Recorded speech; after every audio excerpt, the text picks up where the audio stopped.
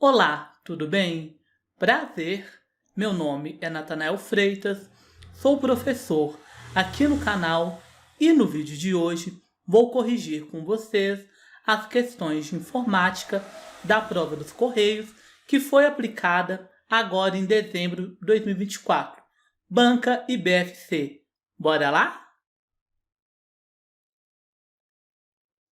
Assinale a alternativa que apresenta o operador de pesquisa utilizado para encontrar uma frase exata em ferramentas de busca como o Google.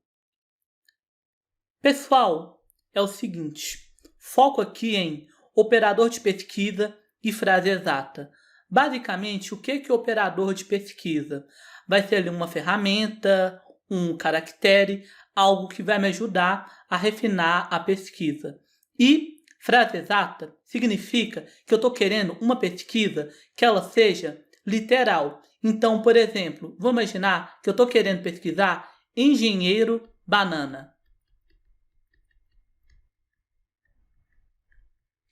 Eu quero ter como resultado da pesquisa literalmente isso, engenheiro banana. Eu não quero engenheiro de banana, engenheiro faz banana. Eu quero que na minha pesquisa eu ache exatamente engenheiro banana. Eu quero a frase exata, a correspondência exata. E como que a gente faz para conseguir ter essa correspondência exata, para ter essa pesquisa tão refinada? A gente usa as aspas, que aqui é a alternativa A. Bora lá para o Google que eu vou mostrar isso na prática. Pessoal, eu estou aqui agora no Google e vou mostrar usando o exemplo que eu dei, engenheiro banana. Vou pesquisar aqui primeiro, engenheiro banana, sem as aspas. Digitei aqui, pesquisar Google. Aqui a gente pode ver que os resultados que vão voltar são resultados que têm as palavras engenheiro e banana, não necessariamente nessa ordem. Então, por exemplo, aqui, engenheiros transformam casca de banana em bioplástico, a cultura da banana. Então, quando eu digitei só engenheiro banana, sem as aspas, veio os resultados que têm as palavras engenheiro e banana. E se eu quisesse resultados que tem literalmente engenheiro banana, essa frase exata, aí é só botar engenheiro banana entre aspas. Agora bora ver o resultado? Só achei dois resultados aqui. Aqui uma postagem do Reddit e outra postagem desse site aqui. E nesses dois resultados eu tenho literalmente engenheiro banana nessa ordem. Então, quando eu coloco uma frase entre aspas, o buscador vai me retornar a correspondência exata, a frase exata. É uma forma até mesmo de refinar a pesquisa. Então, a alternativa certa, a de acertou.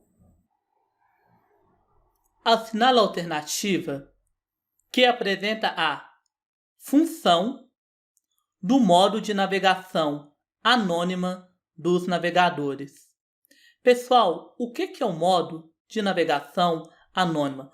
O modo de navegação anônima é um modo de navegação em que os dados de navegação...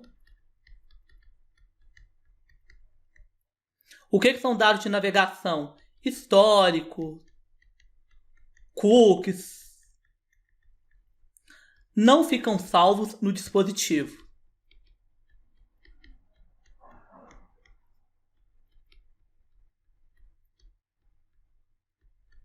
Como assim? Por exemplo, quando você está acessando o Google Chrome normalmente, sem ser no modo de navegação anônima, o seu histórico vai ficar ali.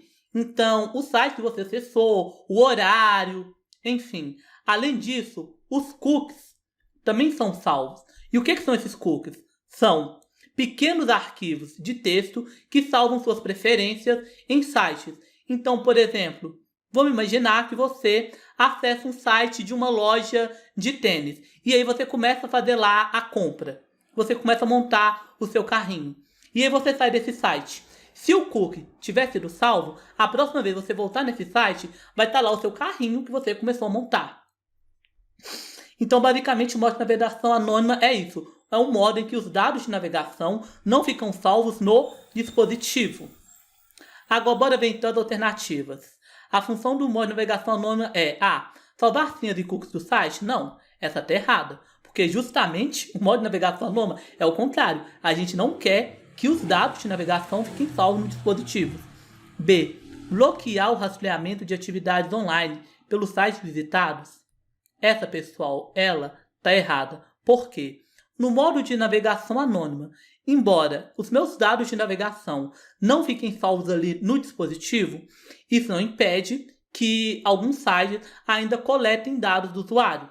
É mais difícil, mas não é impossível. Por isso que a B está errado. C. Não salvar histórico de navegação, cookies e dados temporários do dispositivo. Essa que é a alternativa certa. No modo de navegação anônimo, eu não deixo rastros, eu não deixo ali evidências do que eu fiz no dispositivo. Então, a alternativa certa é de ciência exata. E só por desencaixe com ciência, bora ver essa D. Proteger contra todos os tipos de malware. Essa, pessoal, está errada por dois motivos. Primeiro, no modo de navegação anônimo, eu ainda vou conseguir acessar malwares, que são os softwares do mal, softwares maliciosos, e também por causa desse todos. Não tem como eu proteger contra tudo, beleza? Então a alternativa certa aqui é de ciência exata. Assinale a alternativa que apresenta a prática recomendada para evitar spam e ataques de phishing em e-mails corporativos. Pessoal, antes da gente olhar cada alternativa, bora relembrar o que é spam e ataque de phishing. O spam é basicamente um e-mail chato, indesejado e enviado em massa. Como assim? O spam é aquele e-mail chato, que, por exemplo, você abre ali seu e-mail, está buscando o que é importante, e aí você vê lá a propaganda de algum produto ou serviço, então aquela coisa chata. Geralmente você não quer ver. Ele é indesejado, então isso significa que é um e-mail que o usuário ele não concordou em receber. Então tem muitos e-mails que a gente recebe que você nem sabe como que aquela loja teve acesso ao seu e-mail, mas está ali recebendo. E ele é enviado em massa. Então, normalmente, os spams são enviados para trocentas pessoas. E, normalmente, esses spams, ou eles têm um fim publicitário, querem vender algum produto ou serviço, ou às vezes é um fim malicioso, quer infectar o computador, passar algum vírus, coisa do tipo. E, bom, o que é um ataque de phishing? Gente, phishing, lembra o quê? Lembra? Phishing. Esse phishing aqui é literalmente de peixe. Então, phishing seria pescar. E o que o pescar, o que o phishing tem a ver com um ataque cibernético? O ataque de phishing é um tipo de ataque cibernético que tem por objetivo atrair a atenção dos usuários para assim obter informações sensíveis e confidenciais. E normalmente, no ataque de phishing, é usado o quê? É usado uma isca. Por isso que a gente chama de phishing como se fosse uma pescaria. Então, por exemplo, um ataque de phishing seria um usuário criar um site falso, mas que é muito parecido com o site de um banco ou de uma instituição de crédito, e aí levar o usuário a entrar nesse site e passar informações sensíveis, como dados bancários, CPF, dentre outros. Então, basicamente, isso é um ataque de phishing. É um ataque cibernético em que os usuários eles são atraídos por uma isca, normalmente um site com uma cara confiável, ou um e-mail, ou alguma outra forma, e aí eles são levados a fornecer dados sensíveis. Agora, tendo isso em mente, bora ver cada alternativa para identificar qual que é aquela que tem uma prática recomendada para evitar spam e ataques de phishing. Alternativa A. Clicar em links desconhecidos sem verificar a origem. Essa daqui, gente, de cara tá errada. se eu não sei qual que é a origem de um link, eu não clico, porque pode ser um vírus. Então, só vou clicar em links ali que eu conheço o fornecedor, que eu conheço a origem. B. Ignorar as políticas de segurança da empresa. Essa também, pessoal, ela está errada. O que é uma política de segurança? A política de segurança é um conjunto de normas, de instruções que tem por objetivo garantir a segurança em um certo contexto. Então, basicamente, as políticas de segurança de uma empresa existem para garantir a segurança dentro da empresa. Então, se eu ignorar essas políticas, eu vou estar ignorando formas de ajudar a segurança da empresa. Então, a B está errada. C. Não abrir anexos de remetentes desconhecidos e verificar endereços de e-mails suspeitos. Pessoal, aqui, ó, não abrir anexos de remetentes conhecidos. Isso ajuda a evitar spam e ataque de phishing? Ajuda, porque se eu não conheço o remetente, se eu não conheço quem me enviou, eu não sei o que pode ter ali. E verificar endereços de e-mails suspeitos também ajuda? Ajuda, porque se eu conheço e-mail, por exemplo, se é o e-mail do cara do financeiro, eu sei que é o cara do financeiro, pô, vai me enviar a coisa da empresa. Já se é o e-mail desconhecido, eu não sei quem está do outro lado, eu não sei qual é a intenção dele. Então, basicamente, eu não abrir um e-mail de quem eu não conheço e sempre verificar que aqueles e-mails são suspeitos, então isso é uma forma de evitar tanto o spam quanto ataques de phishing. Então aqui, a alternativa certa seria de ciência exata. Agora D. Usar a mesma senha para diferentes contas de e-mail, essa, pessoal, é uma questão que ela não é recomendada por segurança, porque se alguém tiver acesso a uma senha, pode ter acesso a vários e-mails, mas ela não tem tanto a ver com spam e ataque de phishing, porque spam e ataque de phishing vai depender muito mais do que você clica quando você está no e-mail do que acessar e-mail necessariamente. Por isso que a D também está errada. Então aqui a alternativa certa é ser de ciência exata. Ao acompanhar cronogramas de execução de projetos, assinala a alternativa que apresenta a ação que pode ser usada no Microsoft Excel para gerenciar prazos e dependências entre as tarefas. Pessoal, é o seguinte, o que essa questão ela está querendo saber da gente é qual dessas alternativas contém uma ação no Excel que pode ser usada para gerenciar prazos e dependências entre as tarefas, que vai ter uma funcionalidade muito importante no acompanhamento de um cronograma de execução de projetos. Pensa comigo, o que tem que ter num cronograma de execução de projetos? Tem que ter a data de início das tarefas, a data de término, a atividade ou tarefa,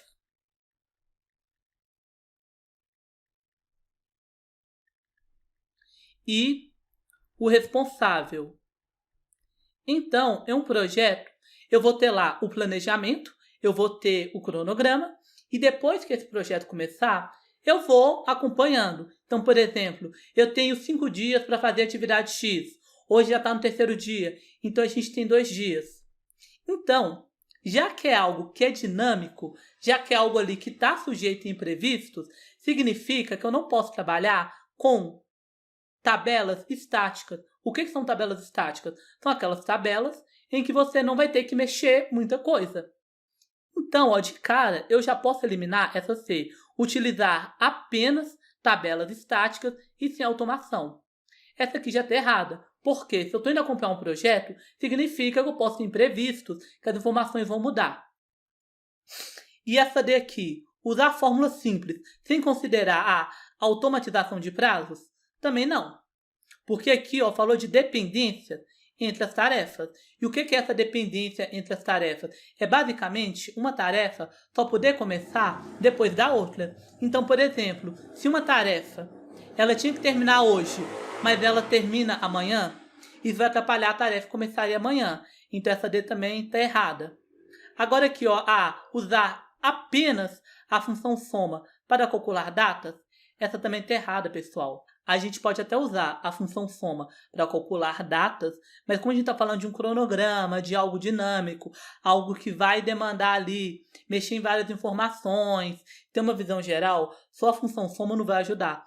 Por isso que a A está errada. Então, ó, se a C está errada, a D está errada, a está errada, só sobra a B. O que é a B?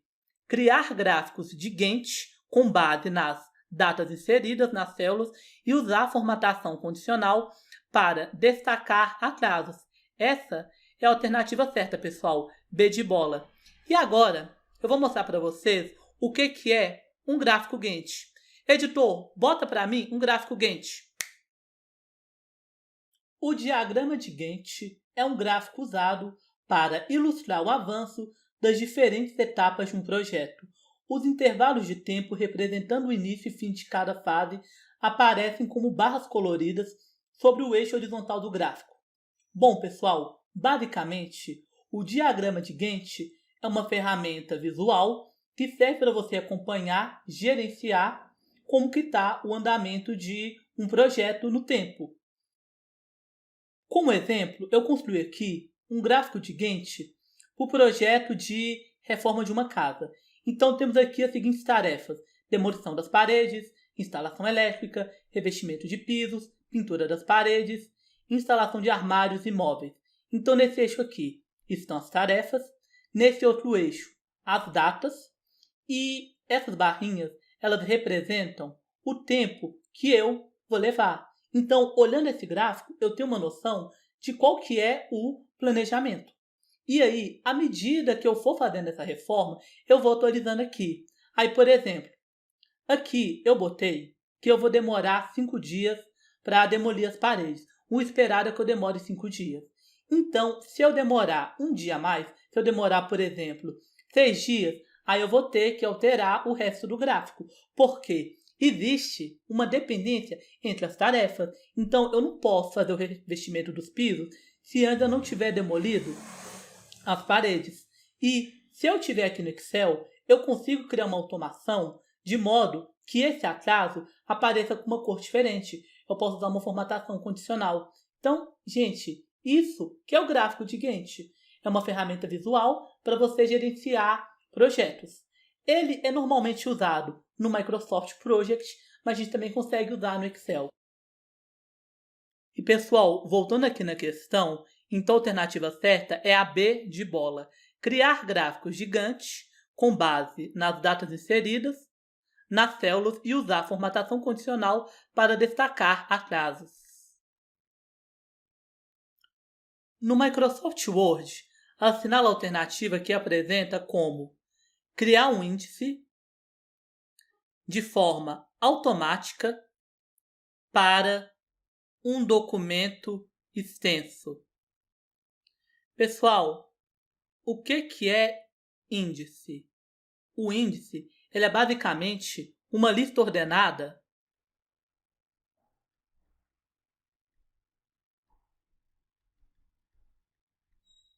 de tópicos em um documento.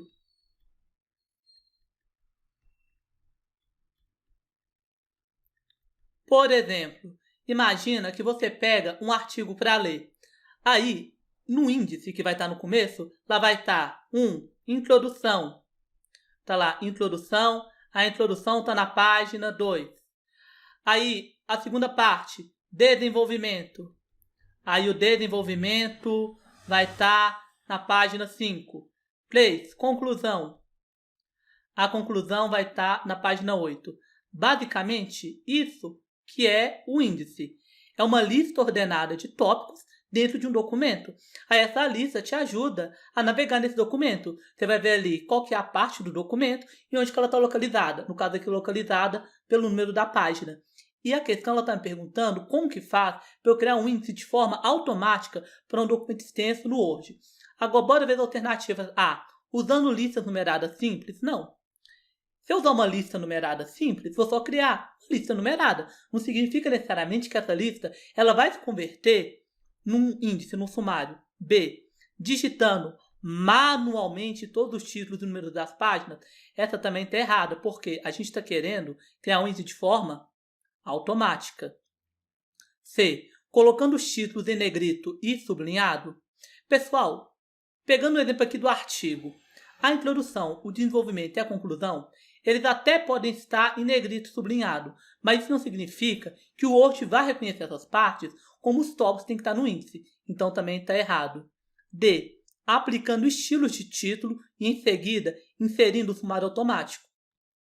A alternativa certa aqui é a D. Então, quando eu tiver definido ali o que vai ser cada tópico meu, aí eu vou aplicar os estilos de título e depois eu vou inserir um sumário automático. E esse sumário ele é automático porque, primeiro, ele vai ser gerado só de eu indicar ali para o Word quais que são os títulos e também, à medida que eu for mudando algo, por exemplo, se eu mudar o texto da introdução, agora não vai chamar de introdução, vai chamar parte 1. No sumário também isso vai ser alterado.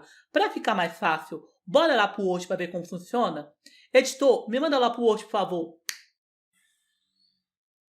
Pessoal, eu estou agora aqui então no Word e aqui eu gerei um texto aleatório que está dividido em 3 partes. Tem o capítulo 1, que é o início, o capítulo 2, que é o meio, e o capítulo 3, que é o fim. Não me julguem, não estava com muita criatividade para nome de capítulo. Mas, o que seria o sumário nesse caso? Seria, por exemplo, ó, capítulo 1, página 2, capítulo 2, página 4 e por aí. Então, o sumário seria essa relação de onde que está cada capítulo e a página dele. Eu posso fazer isso manualmente? Posso, mas vai ficar chato e demorado. Então, como que eu posso gerar um sumário automático? Primeiro, eu vou clicar aqui no capítulo e eu vou mudar a formatação. Vou botar aqui, ó, título 1. Então, ó, capítulo 1 mudou a formatação. Agora aqui, ó, formatação capítulo 1. Então, vocês podem ver que eu clico aqui, formatação normal. Aqui em capítulo, já a formatação está como título 1. E essa formatação que eu coloquei no capítulo 1, vou colocar também no capítulo 2. Então, aqui, ó, capítulo 2, o meio, título 1. E também no capítulo 3, que é o fim. Capítulo 3, o fim, formatação, título 1. Então, agora, eu já finalizei para o Word quais que são os capítulos. Então, o que eu tenho que fazer agora é gerar o sumário. Então, eu vou aqui em referências, eu vou aqui em sumário, sumário automático. Pronto. E está aqui o meu sumário. Eu gerei, ó, com pouco trabalho. Aí está aqui capítulo 1, o início, está na página 2. Está aqui o capítulo 2, o meio, que está na página 3. O capítulo 3, o fim, que está na página 5. E, pessoal, olha que interessante. Vamos imaginar que eu quero mudar aqui, ó. O capítulo 1, início, vai ser agora o capítulo 1, o início de tudo. Se eu for aqui no sumário e atualizar, ó, atualizou aqui também. O mesmo vale no caso de página. Então, vou adicionar aqui mais uma página. Ó, adicionei uma página que não tinha aqui antes. Então, agora, ó, o capítulo 2, que começava antes na página 3, vai começar na página 4. Se eu atualizar aqui, ó, atualizar o índice inteiro, começa na página 4. Então, por isso que a alternativa certa é a D, aplicando estilo de título.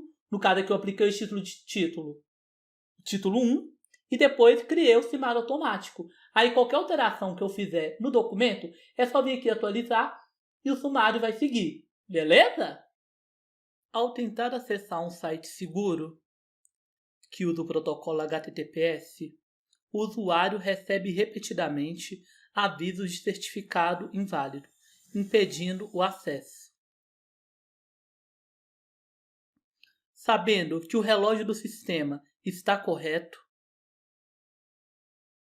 e que o site é confiável, assinala a alternativa que apresenta a ação que deve ser tomada para resolver o problema. Pessoal, essa é uma questãozinha que no começo parece difícil, mas ela é mais tranquila do que parece. Para começo de conversa, o que é esse HTTPS? Esse é um protocolo de comunicação.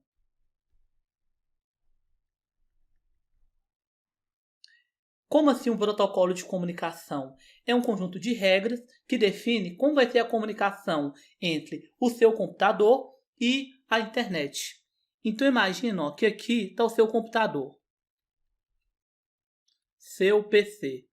Está aqui o seu PC e está aqui a internet.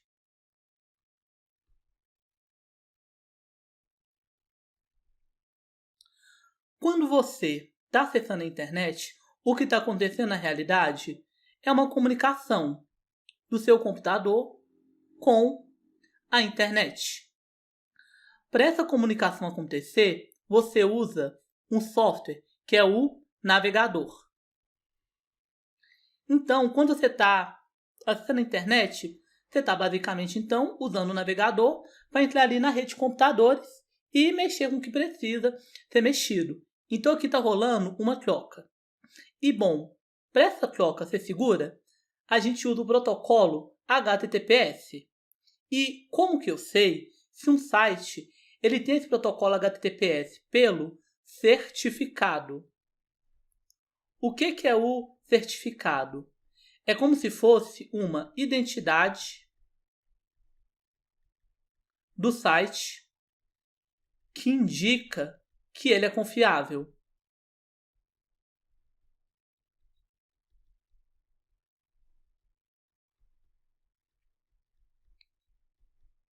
Então, o site que tem o HTTPS, ele vai usar um certificado e esse certificado vai indicar que ele é confiável.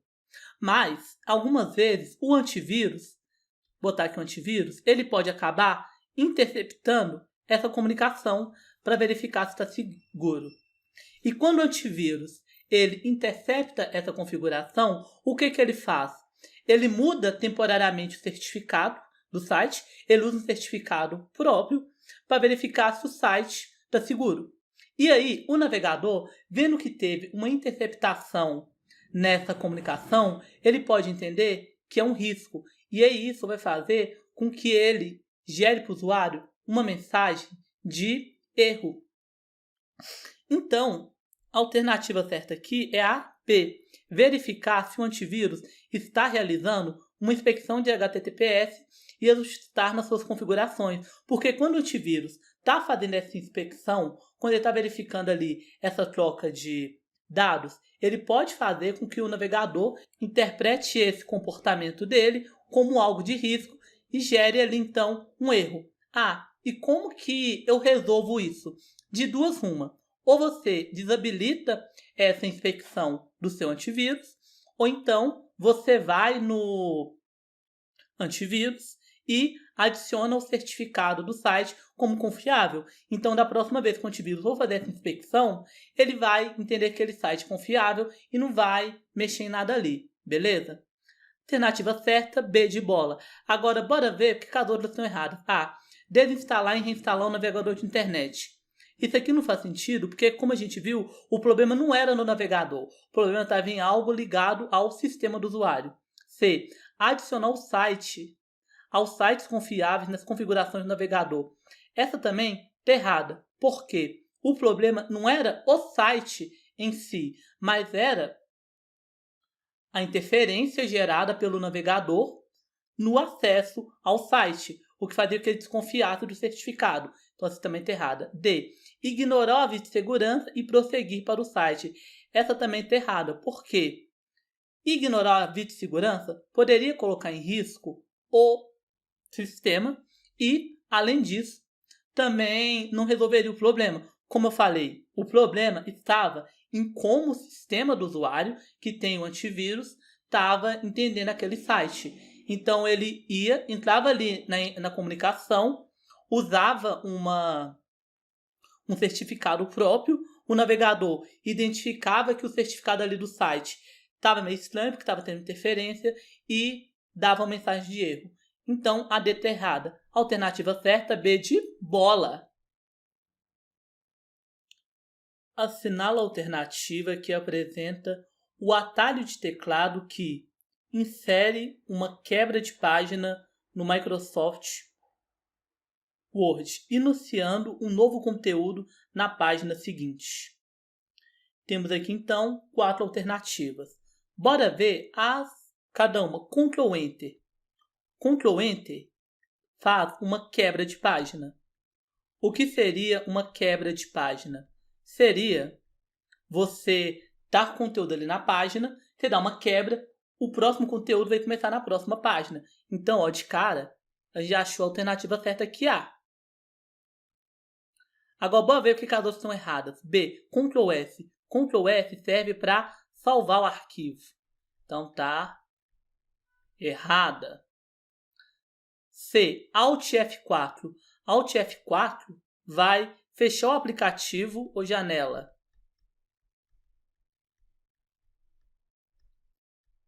Também tá errada. D, Shift Tab. O Shift Tab no Word faz duas coisas. Ou ele move o cursor para a esquerda numa lista, move o cursor para esquerda na lista, ou recua o parágrafo. E nenhuma dessas coisas é o que a gente está buscando. Então, a D também está errada. Então, a alternativa certa aqui é a de acertou. Em editores de planilhas, assinale a alternativa que apresenta o significado de referência absoluta de célula e como ela é indicada no Excel. Pessoal, para explicar o que é referência absoluta e referência relativa, bora lá para o Excel para entender isso melhor? Editor, por favor, me manda para o Excel.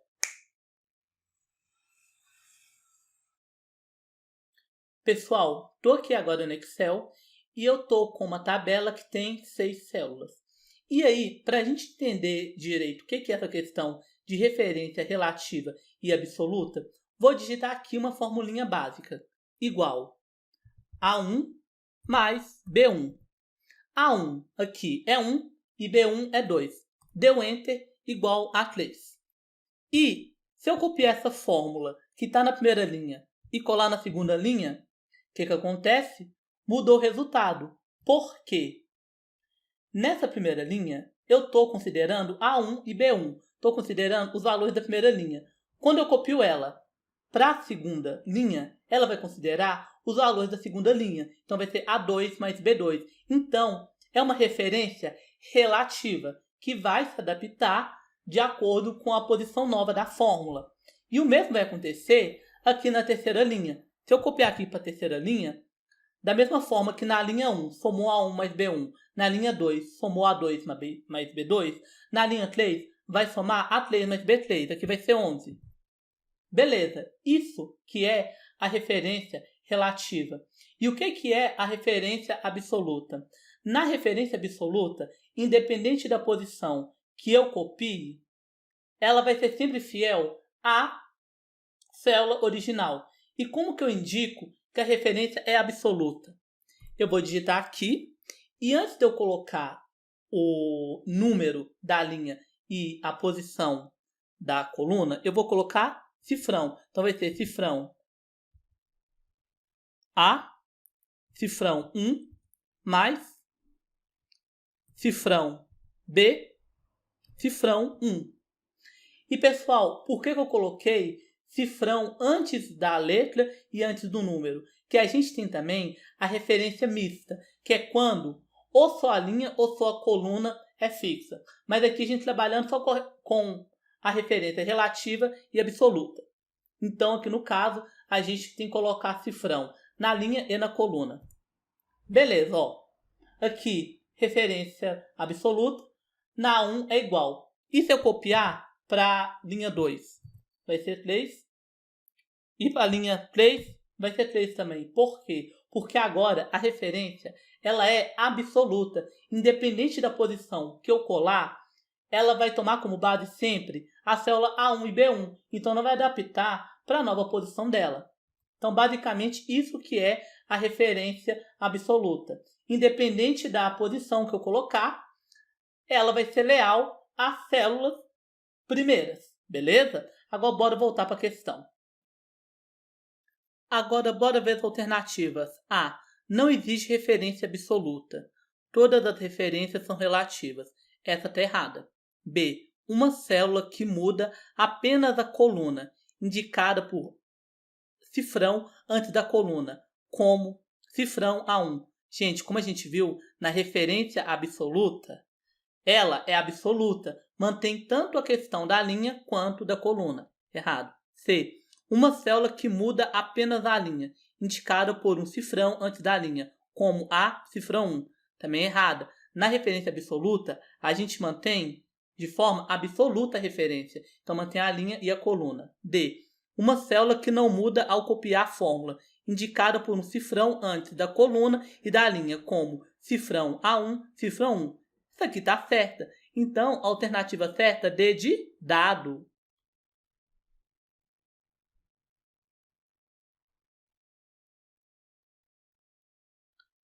Assinala a alternativa que apresenta o que é phishing no contexto de correio eletrônico. Pessoal, essa já é a segunda questão de phishing que cai nessa prova dos correios. O que é phishing, basicamente? É um tipo de golpe eletrônico em que o usuário é atraído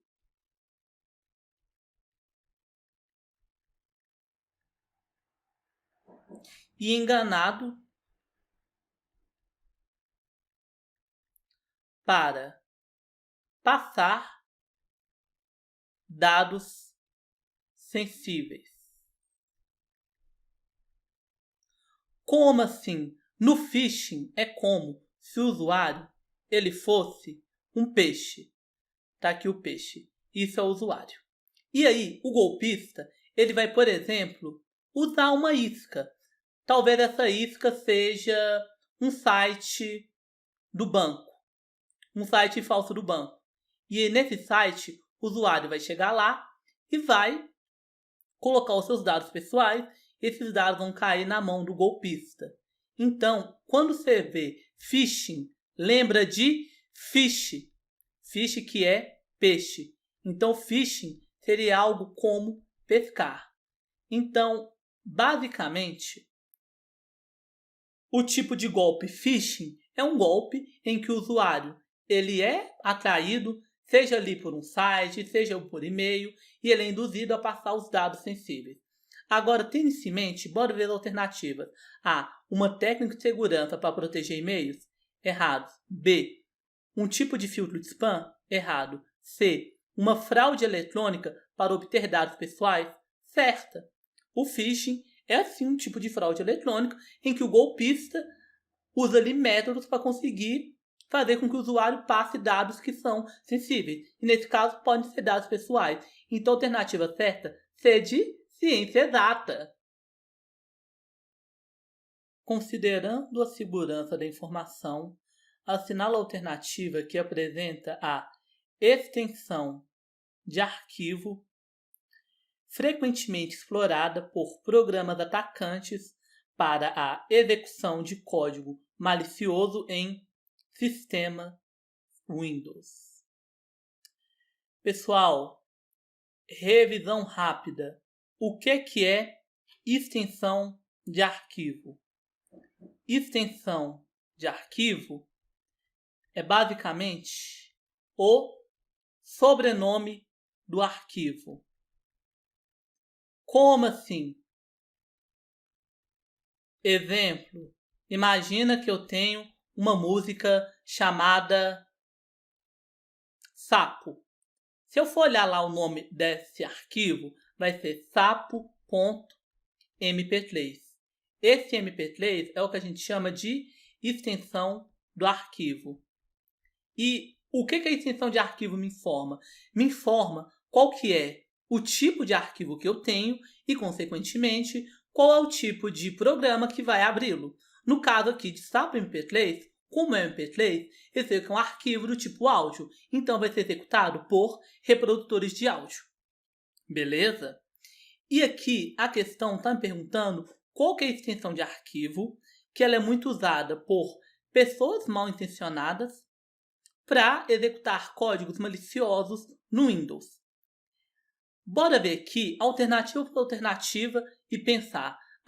doc.x. Doc.x é uma extensão de arquivos do Word.